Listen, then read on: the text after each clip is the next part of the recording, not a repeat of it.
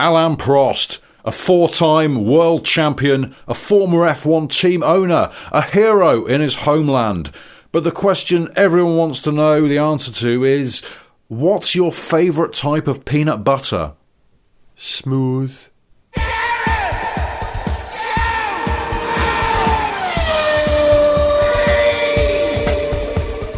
Hello and welcome to the 250th edition of Gareth Jones on Speed. I, for one, are impressed that we're still going after all these years, as are my co-hosts, Richard Porter. Hello. And Zol. Hello. Still broadcasting, boys. Oh, it's still going strong. Still broadcasting about F1 as well, regardless of the fact that this Canadian Grand Prix was in some ways a bit of a Groundhog Day, and I don't mean the creature that ran out on the circuit. It was, the same stuff over again. Lewis winning, Nico coming second, and the Honda story getting worse and worse and worse. How bad does it have to get before, I don't know, someone is shot at Honda? So? As a McLaren fan, it's just painful to see how tough a year they're having, really. Most years I actually make a bet with a friend of mine, Stevie. We make some kind of F1 bet for the year, and when we were talking about what our bet for this year would be, we agreed that it would be something to do with McLaren Honda and how well they were going to do.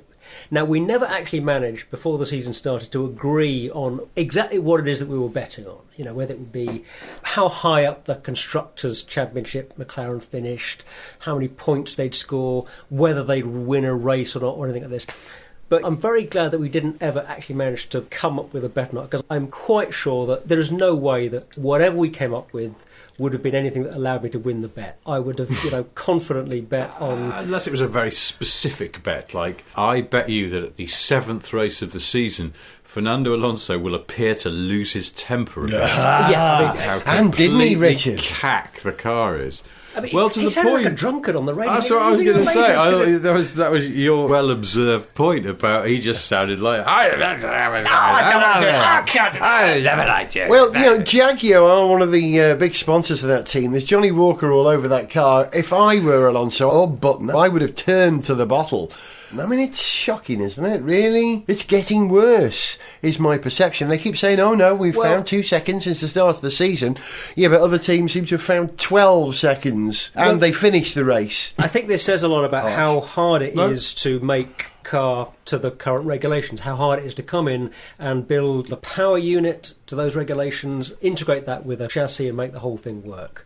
If McLaren and Honda are having this much trouble... well, on the one hand, it does make the sport kind of interesting, because we like to see teams being challenged, and we like to see clever engineers and clever teams of technical people coming up with interesting approaches and solving problems, and those solutions doing exciting things out on track. But there's something wrong probably in the way things are drawn up if they are having this much trouble and are then sort of in turn being penalised over and over for it, because they're having to keep replacing engines, taking penalties for it. And, it's clearly going to be a little while before they really turn it around. Where did Button start the race, Richard? Well, I think technically it's what you'd call the back. Ontario, I thought. It was, yes, Saskatchewan was about where his grid slot was. Yeah, the thing is, I, on the one hand, think they'll get this together. They'll get this together eventually. They will. But what if they don't? What if McLaren are thinking that Honda this time around will be like Honda last time around, whereas in fact, what if Honda this time around turned out to be like Peugeot when they were supplying engines to very little success, and then just scarpered again when they realised it wasn't going well? It could be. There's nothing to say they'll absolutely nail it, because, as you say, Gareth, it's like everybody else is making progress at the same time. It's not like everyone else has agreed just to sort of tread water until Honda have got their shizzle together, because they haven't. They're all working really hard and using up their engine tokens and doing what it takes, and they will next season as well, which is when you'd think they're not going to get it together for this season on current progress. 7 races in, we're not halfway, but we're getting close to halfway through the season. Well, and nada. In a sense, at this point in the season, what is the point in them actually improving that car to a point where they could do some serious racing towards the end of the season? The most sensible thing to do, surely, is to treat this year as a development year and go into next season with a competitive car. If they can get their engine working by next season, and on current pace, I'm not convinced that they will even then. Well, that is a bet that I would take, because I think that with the resources of Honda and the brains of Honda, I think they can get their together, and they will get their together. Talking about betting, if you see the futures market as a form of betting, the performance of Honda road car sales will be suffering because of the reputation of Honda in Formula One. You know, there is a correlation. Now, Honda's HQ are going to be worrying about that. It's a betting situation. How long before they, what do you call it, sticking or twisting, where you stop betting anymore? Well, if we're talking poker, you're folding. Right. That's where you, which is what they just did in that race. They just folded, didn't they? They did, They certainly did. Yeah. But I think it takes a while. Sure, the results that McLaren Honda are having this season are pretty embarrassing, but I think that has to go on for a while before it starts to affect sales of road cars. And conversely, everybody knows that it's not easy to just come in and start winning or even start getting good results. It takes a little while for everything to bed in, and if McLaren Honda are doing as badly this time next year as they are now, then they'll be asking serious questions at the Honda boardroom level. Well, yeah. They certainly should be. You're allowed to fail in the early stages of a program like this. And if there's no possibility of you failing, if there's no possibility of you getting things wrong, then you are not trying hard enough, you are not being adventurous enough, you are not being innovative enough. But the problem is, if you accept, as we must, that all F1 programmes really are just extensions of the marketing efforts of a car company, and of course, yes, they're never going to get it right straight away, but every time they get it wrong, and when they get it, it's very publicly and very catastrophically wrong, they can say, oh, it's a development year. But the marketing people must be going, oh, no, please, not again. Particularly Honda, they've got that new Civic Type R. They've just done the press launch. There's the road tests of it out now, and it all sounds very good, and it'll be on sale quite shortly. But they must be thinking, please just do a little bit better in F1 so we can try and link the two. Fortunately, I firmly believe that, for the most part, motorsport success doesn't really sell as many cars as they would ever like to think. I can't see the correlation, firstly, because I think that average people who buy mainstream cars, like Hondas, or Fords, or Volkswagens, don't pay attention to motorsport, even Formula One, certainly not rallying or touring cars. But secondly, there's such a disconnect as well. If you're thinking of buying a Honda, you're probably sort of not going to think, well, I like the look of the Civic, but then I saw that mad Formula One car that's in no way related to a 5-door hatchback going a bit wrong. So I'm going to have second thoughts, and I might buy a Kia instead, because they're not in any motorsport, which must mean they're better. Screwed up in a race. I think the whole halo effect happens. Over a season, you could probably get away with it. If you have 2 or 3 seasons failing in Formula One, it will ultimately do damage, whether people perceive it or not when they go to buy their Civic or their Sierra or whatever, Sierra. Well, it was a while back, I'm talking historically, or their Lotus Cortina. And what it will do is, it's at the back of the mind, it's subconscious. You relate now Mercedes to bulletproof, wonderful, or they won world championships. It's in the consciousness. And if you're not in there, you're not doing the business. Have you driven past that Mercedes official used car place on the North Circular here in swinging London town? No, where? Oh, on the bit before you get to Hanger Lane Gyratory. Okay, not for a while. Forgive me if you don't know where this is, but they have them around the place now. There's one in Birmingham and like Manchester and places, these big Mercedes approved use centres, and this one has this sort of kind of circular end to the building. There's this little extra tower bit that they can park one car in that points out onto the main road, and in that big curving window they have a cardboard cutout of Hamilton and a cardboard cutout of Rosberg. Now, they seem to move around a little bit, but if it was me, they follow you as you creep past in traffic. But if I ran that place, I would actually very accurately move them together and apart, depending on what their relationship was like at that point. And I sort of, in my head, I was trying to look at it and go, are they doing that? Because if they're not, they should be. It would be a little barometer. In fact, they should put those appeals outside a church when they get their spire thing. We've reached this level. They should do it, but a horizontal one that just says, friends, and then a blue and a red band that goes friends, enemies. Using the Hamilton Rosberg cardboard cutout proximity-ometer, they were getting on quite well together in the room of awkwardness today. Rosberg made an effort, and I thought Hamilton kind of went, whatever. Yeah, he made an effort, but also Lewis had his back to Rosberg, standard. When Rosberg went over to greet Lewis, it wasn't kind of a tap on the shoulder, have you got your attention? It was slap! There was like an opportunity to upset him or frighten him. There was just a pungent smell of testosterone in that usually awkward room. It was especially awkward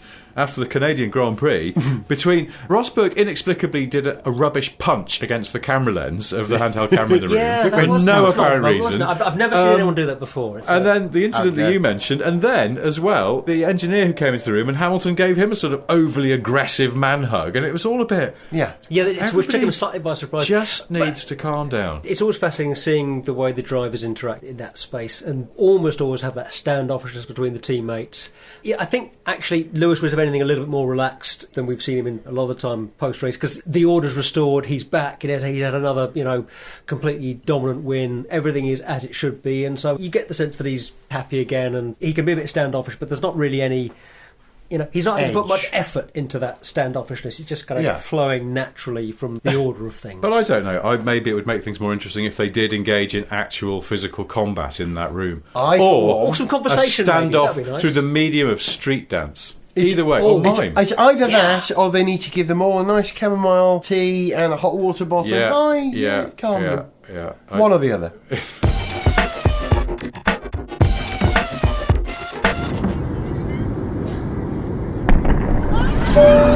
Ladies and gentlemen, this is your captain speaking. Some of you may have heard a slight noise there from one of the engines. That was unfortunate, of course, but we're still pleased with the progress being made during this flight. And obviously that's a disappointing development. I'm afraid we're going to have to stop this plane immediately. Please do not complain. This was always intended to be a development flight.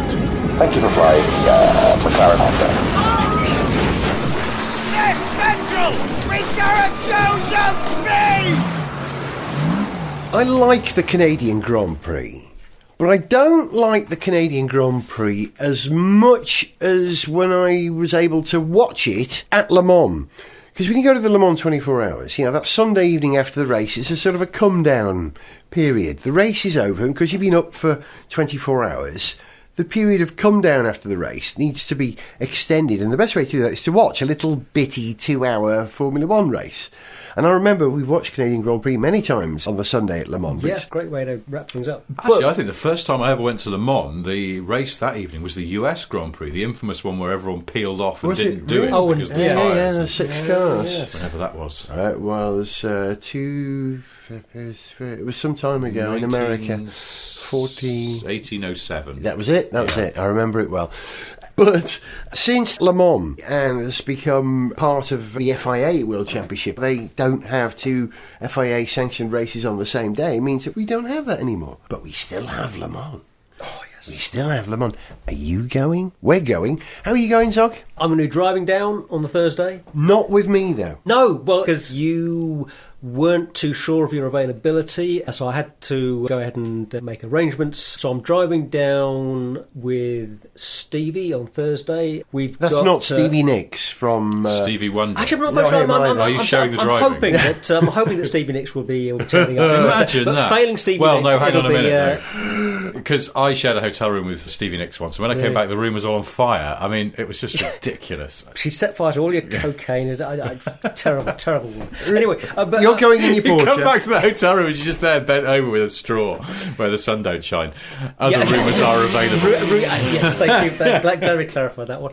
So I'm driving down on Thursday. We camping, staying with Travel Destinations. They always give very good hospitality, but not at the Porsche Curves. No, not Porsche Curves. Sold out. Tried to get a spot at the Porsche Curves, but no, that's been sold out. I think since January. And part of the reason is that camping space is smaller now because they've improved the runoff areas at the Porsche Curves part of the circuit, which has reduced the area available for putting up tents. That's what's happened. That's Sounds like these Le Mans people need to get their priorities straight. Yeah. Safety. And you usually go down on a train with a well-known manufacturer who've won it 14 times out of the last 16 attempts. That's not true, because I went down on the train with a manufacturer that won it once and then gave up. That was a plane. We flew into No, Le Mans. but I went on a train with them. I remember flying in with you. Didn't we Planes, on trains, a and comically automobiles. small train? Yeah, A plane? and we stayed in a chateau. We did. Yeah. But you're not remember doing getting that a this year. Oh, I've gone many different ways down to Le Mans. This year I'm driving. In what? In a car, an Audi At Audi? At Audi, yeah. Any particular one, do you know? one of the racing ones. They just asked me to run it in a bit. Oh, So, yeah. Well, they're diesel, they have a long life. Yeah, I reckon I'll do it in one tank. It'll be quite nice. So, yeah. No, I'm driving down with a mate who needed a lift, and we're going Friday morning. I've got mixed feelings about it, because it's always a longer drive than you think down there, isn't it? Oh, yeah, It's 9 just- hours. I'll tell you what, I really like the Eurostar. Just as a general thing, I really like the Eurostar. yeah. And I really like getting into Paris and then doing the little metro across Paris to the... I can't remember which Gare is the one that... get me? Gare, speaking French. It's the one that gets you then out to Le Mans. It's quite a lovely jaunt. There's a sense of adventure as well, particularly on the way out. It's very nice. I've got to do that this Are year. you doing that? I'm doing Oh, that. I'm lovely. going on the Eurostar. And you're coming down on Saturday, aren't you? On Saturday morning, I'm leaving London about 6 o'clock in the morning, going to Paris, changing gares. as they changer. say. Yeah, changer Changer les les gares. gares. Changer les gares. And then I'm going to hopefully rendezvous with you at the Tête Rouge Tribune for the start of the Sometime race. around lunchtime-ish, Yeah. depending on... Yeah. That's the plan. That's the plan. We'll see how it works It out. sounds pamplemousse superb. Pamplemousse. So we're all sorted. What about the racing? Now, I've got here the Autosport Le Mans 2015 guide, which always warms my heart. When this comes through, it's always a surprise. It's as if I've forgotten about it, which is stupid, because I should know by now. They do always make a very good preview. It's a great reminder. It whets your appetite and reminds you of what's coming up. Have you considered some of the names driving at Le Mans this year? There are always good names at Le Mans. But I Good found names as in what? As in unusual names or famous unusual, names? yes. Names I've not come across before which made me smile. For instance, have you noticed in the number 21 Nissan GTR, have you heard of Mark Szulzitsky? No. It could be said Szulzitsky. Is that how it's spelled? SHULZHTISKIY? No, this is a Shitty countdown stinky. conundrum Stinky. before it's been revealed, isn't it? That's a good name, but that's not the best, because there's an even better poo-related name. I have to point out... It's just someone called Mark Poo. Yeah, Mark Poo. Really? Right, Wow. wonderful. Yeah, he's very quick in the wet, though. Where is he? I should have highlighted these to find them earlier for you. I'm sorry, lack of preparation. I will find it. Stand by. Here it is. It is... I'd like a driver called Poo. That would be fantastic. But there you go. Because there's a race circuit Well, called Pow. Sorry. There we go. How about this one? In the number 72 SMP Racing run by AF Course, how about Victor Scheiter? Now, isn't that the best name? Lovely. There is another poo-related name in there. Are you thinking, Zog, that Mark Poo... First of all, it would be Mark with a C, and then his surname would be P-O-U-X. Yeah, Poo. Poo. Poo. So Yeah. you look at Belgium. it, you written down, you go, well, that's just Poo. Oh, Poo. Oh, God, his name's Poo. And then And then you realize that actually it's a very sophisticated Belgian. It's a very, very sophisticated Belgian, yes. He's a sort of gentleman racer, but unfortunately, he lends himself to headlines such as Poo is sure to make a stink in the GT category. It hits the fan if it all Yes, goes wrong. exactly. Well, no. that sort of Oh, thing. God. Imagine if there was an awful accident and Yeah. he ran over a race goer and they'd go, oh, no, the Poo's hit the fan. Yeah, I didn't extrapolate that one myself, did I? Yeah, we could go through this, but I think we ought to save actually going through Just this hope it doesn't come to that. until the actual race. But it's kind of tricky because of the two Toyotas running, you've got Davidson and Buemi and Nakajima in one, Vert Sarrazin and Conway in the other. For me, it's the number one Toyota. I actually don't really care about any of the Audis. Do you care about any of the Audis? Because you've got Fassler, Lotterer and Trullia in one. Yeah. We don't really care about them. They're brilliant. We don't care about them. Degrassi, Duval and Ollie Jarvis in two. Close, but we don't really care. Albuquerque, Bononomi and Rast in the number Yeah, 9 see, what car. they Well, need is a I- McNish in there, and then I'd be sort of... That's a bit more what- Well, yeah, and certainly since Christensen retired, I don't quite have the love for Audi that I had when we had Christensen, Capella, Nish. That said, the number 7 car, Fassler, Lotterer and Trullia. yeah, that's the Audi that I'm backing. There's some continuity for me there with that magnificent period of Audi excellence. So, yeah, number 7 car. It's not the car that I'm backing for the race. It's not my pick for the race, but of the Audis, I'm going for number 7. Well, we'll discuss this in more detail at the race itself, I think. But the Porsche team, have you chosen which of the 3 Porsches? Because you love Porsche. I Is have, it all yeah, of them? and I'd love to see the 17 car win. I'd love to see That's Mark Bernard Webber and Hartley. win this race Ah, for okay. Porsche. Yep. No question. Yep. But I did have a little bit of a dilemma when I was picking my new vinyl for this year for the car. You know, what I'm going to have on the car. You've got a record player in the what car? door numbers do I want? I couldn't decide whether to go for number 17. In the end, I've slightly hedged my bets. I've got 919. Very good, generic Very number. good. Yep. See, I'm split with the Porsches because I've got Neil Yarney in one, who's an old mate he's a from big fan A1, of yours, yeah. and the Hulk in 19, who I love to bits, as you know, an XA1 as well. But I can't decide. Right, this Nissan, the GTR LM Nismo, Yes. it did all right in the test day, didn't it? But it wasn't. Fine, all barely, right. I mean, wasn't it it? ran around a bit, I wouldn't but say that was a... they used the old McLaren excuse about, well, this is all testing, which is easier to say when it is When it is so different to the other basically cars in the testing. field, and That's it really fine. is the first... Yeah, but it was slow. Yeah, For it an was. LMP1 car, I there's mean, no excuse. it was struggling to outpace slow. the LMP2s. It had good top speed, but lap times, they certainly disappointed me. I would I'd imagine imagine they disappointed Nissan the would probably team, wanted to be a bit quicker than that, I'm sure. Something- Whether they would expect it to be quick, I don't know, because They should know the car well. what their aims are. Perhaps they were not lying. It was all about just getting everything shaken down. Something rather wonderful happened, though, as a result of this, because I wrote a stupid story for Sniff Petrol saying that for the race they were going to reverse the car around, thereby making it mid-engine and rear-wheel drive.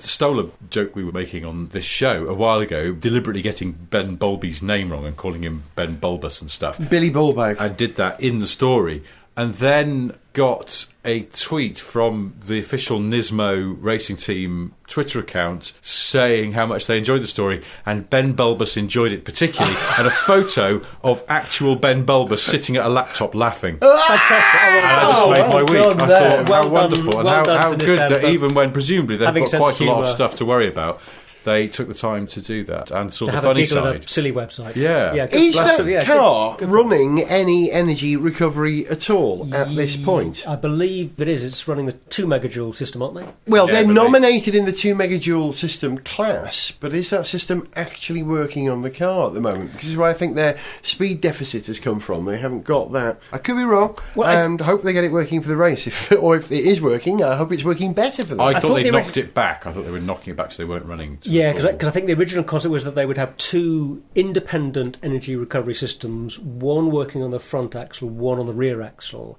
And I believe they're using one of those, but not both. I think that's how it's worked out, but I'm happy to But I'll be I'm honest, happy to be corrected on that. we've said this before, and I certainly, for me personally, I could scoff and call him Ben Bulbous, all you like, but I really hope that thing works, just because Yeah, it's novel and absolutely. interesting, and it shakes it up a bit. I love the fact that this really is a mouth-watering prospect we've got for next weekend. 4 top manufacturers are going to be duking it out. I think it's going to be a fantastic race. It will be a fantastic race. Le Mans always is, and with the addition of a really crazy car, it can't fail. Yeah. Brilliant. And we'll be there.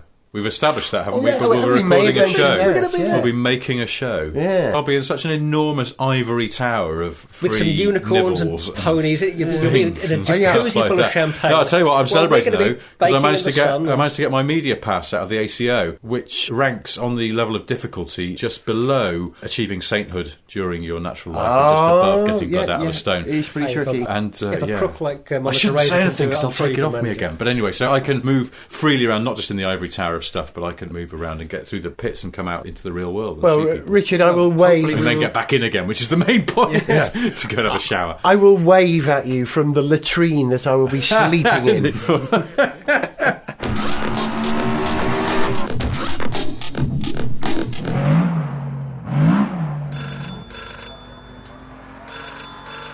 Hello, the SEO. How may we not help you?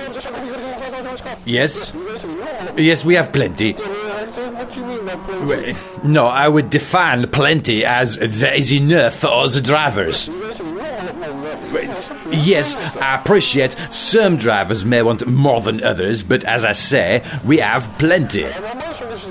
No, I will not order another 50 litres. We have plenty as it is. This is the 10th time you have called this week. Now please, stop asking us about our arrangements for, how you say, the orange squash. No, this conversation is over. And you can stop doing the funny voice. I know it is you, Monsieur Weber. Gareth Jones on speed. I bet you can count the number of people listening to this programme who have done a lap of Silverstone in a Formula One car on less than one finger. However, the chances are a good number of you out there have lapped Silverstone at pace in a full range of F1 cars virtually. I bet you're all gamers, aren't you? I bet you've all done a bit of motorsport in the virtual environment. It's been a while since I have. So were you ever a gamer? Gamer? Oh, I know you were. Yeah, although my most intense gaming has been either playing GoldenEye or Halo. Those were kind of my two big game sessions. Car games, They're not though. car games, no. I mean, I've played a lot of Gran Turismo over the years. That's the racing game that I've played most of. But I'm not Not a current gamer. Not as obsessive a gamer as you might think. And no, I'm not a current gamer. I haven't been playing video games as obsessively for a while. I went through the various Gran Turismos and Project Gotham and some rally games. Sega Rally was the one that really first got me hooked, I suppose. Yeah, I never really got into the rally games. I always liked the thing in Gran Turismo of either racing a friend, just wheelchair racing, or just, doing lap after lap after lap of the same circuit, trying to get better. Richard? Was it Gran Turismo where you used to win Mazda Demios for doing well? Yes, that's right. Well, that's one of the first cars you get. That's right. Yeah. Okay. You did that? There's a lot of car horns outside for some reason. I think It's quite weird. if Turkey won the World Cup or something, it's usually There's been an election in Turkey, that's what and it is, Erdogan, who's a bit on the dictatorial side, might not have won this election, so there's possibly people Get on the celebrating. horn. I should say we Erdogan live in getting a this as well. part of London where there's quite a strong... not we, but I, even Violet, live in a part of London where there's quite a strong Turkish community. So if there's noise on the streets, it's usually And Turkish related. you have the second best kebab shop in London. Do we? Yeah, After where? after Kebab Kid in Fulham. And that's your favourite, is it? There is just no question that it does the best kebabs in town. Really? You say that with such authority. It's not Yeah. even worth arguing about. No, I wasn't going to No, argue with it really, because it's- there's a kebab shop in Archway which has, or used to have at least, the best kebabs in London, written rather confidently on its outside. And I went there once and they were all right. Now, Can I ring the trade descriptions people But and Kebab ask Kid about this? really is one of the things that sort of strikes me is this wonderful sort of mix of clientele, and that quite often, if you pull up there late at night to pick up a quick snack, there'll probably be a couple of quite fancy cars parked right outside, a Ferrari or two, with a couple of black cabs, because the cabbies will often stop off there. They're not just sitting there So- with the meter running while somebody... No, my point being is that everybody appreciates the quality Kebab of a Kid. Kebab Okay. Kid. The last kebab I had was in 1989. I went out with a bloke. I hadn't had a drink for 6 months for one reason or another. And I went out with this bloke, said, "Come out for a drink with me." I mean, a big drink. I was so drunk. I think I had 8 pints that night. I was so drunk. I ate and enjoyed a kebab on the way home, which is unusual because I had been a vegetarian for 5 years. Oh my God. I was You that must have- drunk. Wow. Threw up all over the house, I'm afraid. my Yeah. I'm so- Lord. Anyway, kebabs, back to gaming. Yeah, I'm glad we stayed on topic there. I'll be honest, I'm slightly more interested in kebabs than I am in computer games. Is that right? Yeah, you don't Yeah. find the satisfaction of Well, I don't being find able much to tweak satisfaction your in car. kebabs. I don't generally have a doner. I haven't had a doner for years. I used Will to have you a dirty talk about pleasure about cars, you two? doner meat and chips just in a thing. I mean, that is filth. But That is ghastly. my God. Anyway, Late night. Wasn't she a Geordie television presenter? doner meat and chips. Yeah. Yeah, it was a late night chat show, and about computer games. Hence the pun in the title. Chips. Also, I start to sound like such an old fart by saying computer games, like someone's grandma. Oh, We you just say play gaming games? now, Yeah, don't we? gaming. Just gaming. Gaming, yeah, gaming, exactly, yeah. gaming. You don't play games on your I iPhone don't. now, I card don't games? know. I played Angry Birds, and remember that kart game that we got the cars made up for, which I Yeah, can't yeah, even embarrassing. Can't even remember the name. Slots Racer. Yes. Slots I Racer. played that. That's a good one. Yeah, although, that's very good. In Still kind of sort going, of isn't it? transport-based games, I've recently become a bit of a fan of a tank game, World of Tanks. Have you seen that one where you could just be like a long-distance lorry driver? You don't, you don't move very fast, but at least you get to blow lots of up. It's great. The lorry driver one really puzzles me The- because you're just a lorry driver, but on realistically rendered versions of UK roads, I believe. So Well, if you but go, even more puzzling is and I think Violet might be able to tell us more about this, but I believe, largely Japanese phenomena of train simulator games. oh yes, yes. Oh, yeah, there's And a you lot of basically, that. and you will have simulations of particular commuter train runs. And You are through to the next round. Drive the Shinkansen to Osaka. I suppose it's also a slightly sort of Zen thing where it seems like the objective is to be able to just stop the train bang on the mark, and not accelerate too fast, not brake too sharply. You've just got to give the passengers a smooth ride, get there on time. There that's there must be ride on boring. more games Yeah. as well, where It you does seem could. kind of Well, it's just the first thing I do, I think, is just go, how much can I absolutely nail the throttle open and see Yeah. what happens when I get to the station and it just What plows happens- through a wall. You two were around here the other week, and I showed these two something that I'd spotted on TV. Motors TV have been running a race series, which is not a real race series, it's a virtual race series. Alex O'Dell, who's a friend of the programme, started this thing called Really Rubbish Racing, where he races against a bunch of mates in sort of parallel race series. So at the moment they're doing like Supercar V8s, Australian V8s. And they record the race, and then they get a commentator to commentate on it, and then they put it up on Motors TV as though it were a real race series. Brilliant idea, I think. Brilliant, because the racing is bonkers, isn't it? They all go off at the first corner. Let's just project way into the future here. Let's just throw out a possibility that could be the future. You just suddenly made me think about the fact that in Olympic competition, I believe they've actually started in the small bore pistol events, replacing the what used to be .22 caliber target pistols with pistols that do not fire a traditional round of ammunition. They fire a laser beam. You're basically playing sort of laser tag. Wow. Laser Quest. I don't know why they've done that. I'm not involved in the world of competitive shooting, but I assume it's basically because of the... Reduce the number of deaths. Safety. Yeah. No, who's been lost killed? an eye for No, ages. Yeah, but a lot of people get killed falling off horses. I'm pretty sure nobody's been injured by a .22 target pistol in recent years. No. But there's a PR thing. I can quite believe that that's been driven by the increasing unacceptability of firearms. Now, as the internal combustion engine becomes less and less PR friendly, as it becomes less socially acceptable, maybe virtual racing will somewhere down the line be the only way that we can really get our kicks driving exciting, powerful machines. V8, virtual V8, it might be the last place that we hear and see a V8 or a V12 racing in virtual racing. That's an interesting idea. Brundle said something interesting. I don't know if you saw that he drove the Force India car on the Sky coverage a couple of races ago. And he said that he would never have been able to get in that car and drive it even down the pit lane, out of the garage, onto the track at all, if he hadn't done the simulator work that he'd been allowed to do, which prepped him for it. And this is what Johnny Herbert says about people like Max Verstappen. The reason that youngsters, 17-year-olds, can jump into an F1 car now and race is that they've done the simulator work. They've done everything that they can in the simulator, hours and hours and hours, and it's an environment that they recognise and understand because as a kid they spent hours and hours and hours racing on their PlayStation. They get it.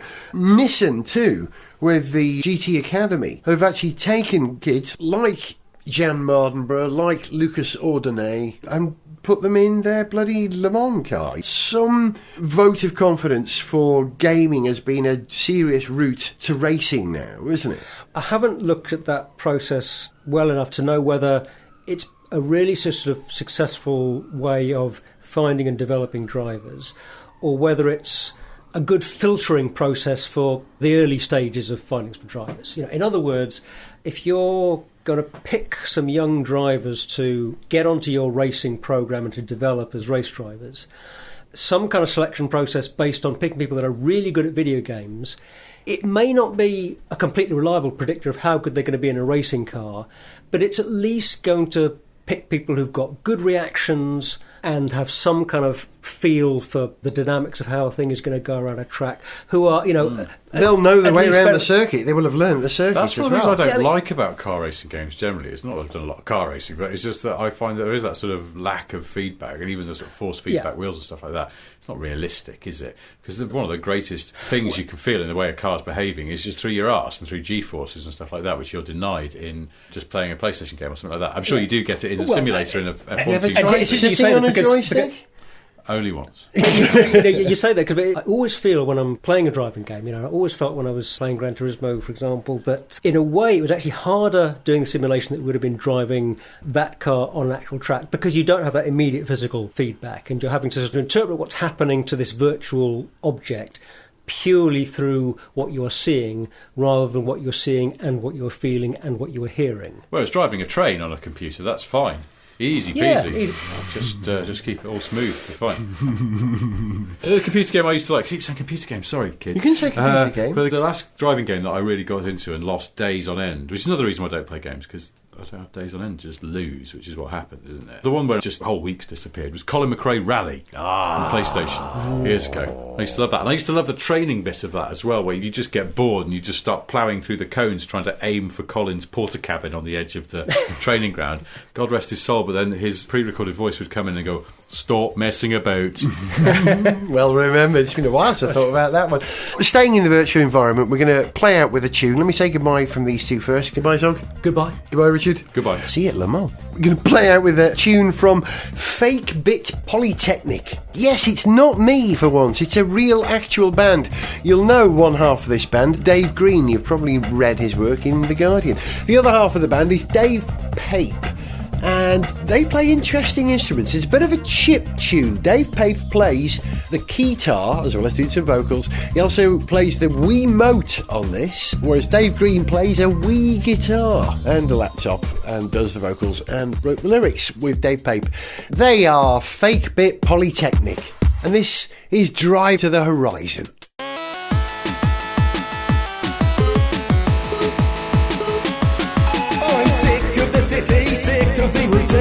Endlessly commuting through a web of one-way streets. Then I'm bored of being at home, bored of the TV, bored of all the box sets stacked up on the screen. I've got to get away, got to see things differently. I don't have a car, but I've got a PS3.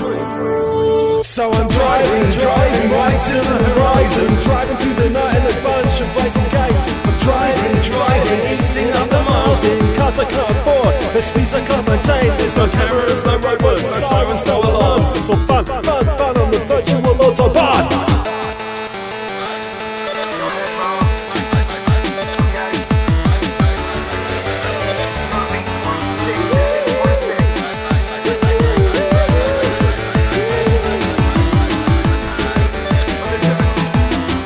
Is for losers, driver training's not for me. All the way from pole position through to Monaco GP. I'm revving the controller, zooming off the start. I'm like the Michael Schumacher of Super Mario Kart. Then there's all the DLC for a burnout marathon. Gaining so much distance on the world I'm running from. That's why I'm driving right to the horizon. Driving through the night in a bunch of racing games. Driving, eating up the miles in cars I can't afford. The speeds I can't maintain. Don't need a license or insurance or a spare wheel in the boot. It's all cool in the virtual auto route.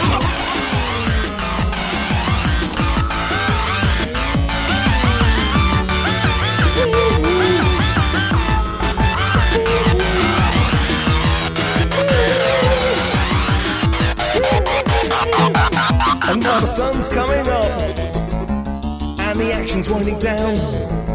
There's not a world-class circuit that I haven't been around. So if your regular existence lacks autonomy and power, try going round in circles at 140 miles an hour. Like when I'm driving right to the horizon, driving through the night in a bunch of racing games. Driving, eating up the miles in cars I can't afford, the speeds I can't maintain. There's no HGVs or tractors, no automobiles or ladders. It's all fast on the virtual autostrada. Don't need a license or insurance or a spare wheel in the boot. It's all cool on the virtual auto routes. There's no cameras, no roadworks, no sirens, no alarms. It's all fun on the virtual autobahn.